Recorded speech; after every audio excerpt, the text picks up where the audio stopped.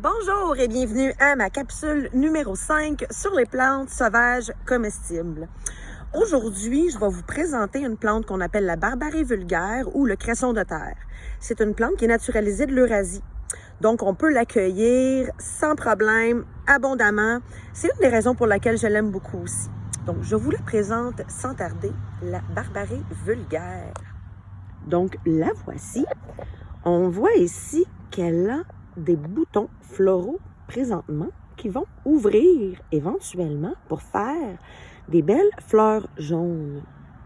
Vous pouvez peut-être trouver que ça ressemble un peu à du rapini ou à un brocoli.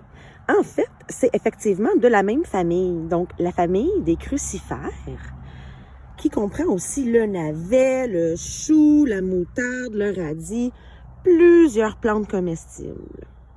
Donc, qu'est-ce qu'on mange dans la barbarie vulgaire ou le cresson de terre? Ces très jeunes feuilles, ici, on voit qu'elles sont plutôt vieilles.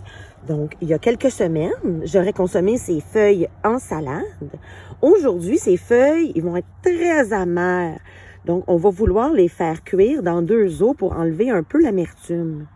La partie que je préfère, en fait, bien que la tige et les feuilles soient très intéressantes, c'est justement les boutons floraux que je consomme comme du rapini en quiche, dans les sautés par exemple, un peu trop amer pour être carrément consommé en salade.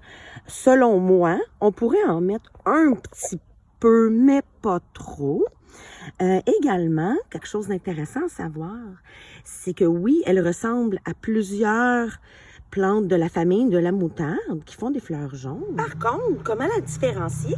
C'est qu'en fait, la barbarie vulgaire, c'est la première crucifère à fleurs jaunes à fleurir au printemps, tandis que les moutardes sauvages vont fleurir plus tard en été. Donc, ça conclut ma 5e capsule sur les plantes sauvages comestibles. Je vais aller à la recherche de plus de barbarie vulgaire pour me faire un bon repas ce soir. Merci d'avoir écouté. Si vous avez des questions, gênez-vous pas pour m'écrire, ça me fait toujours plaisir. Bonne journée!